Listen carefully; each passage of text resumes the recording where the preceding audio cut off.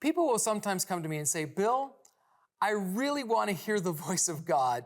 I just don't know how to do it.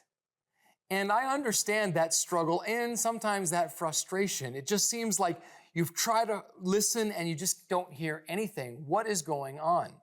Well, to help me understand this, I use the analogy of a radio receiver. Right now in this space and whatever space you're watching this from, there are literally thousands of voices and images passing through your room all the time. The only reason you can't hear them or see them is because you're just not dialed into the right frequency. I actually think it's the same in the spiritual realm. Sometimes we are so overwhelmed and bombarded by the voices of this world or the voices in our own head, our fears, our anxieties, what happened yesterday, what's going to happen tomorrow, what am I going to do now, that there's just no room to be tuned into God's frequency, and so we can't hear Him. We hear everything else, we just can't seem to hear Him.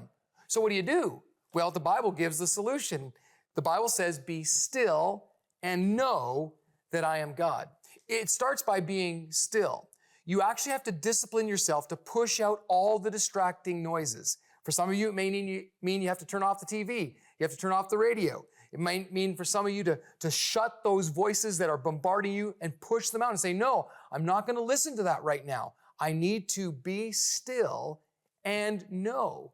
Knowing is that dial, to dial into the frequency of God. How do you know God? Well, you know Him through His Word. You know Him through prayer. It's really taking the time to say, God, I want to know You. First, by pushing everything else out and then allowing Him to have predominance in your mind and in your heart, because that's the language God speaks. He speaks the language of the heart. So you don't have to get hung up on the words. Just let Him see your heart and listen for His heart, His love for you.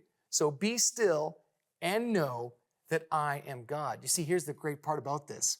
When you learn to hear His voice, when you learn to discipline yourself to push out every other distraction, every other noise, every other thing that happened to you yesterday could happen to you tomorrow, and in the moment be present and know that He is God, I promise you there is something that changes inside of you. It gives you a sense of purpose and power and destiny, because that's what God has for you.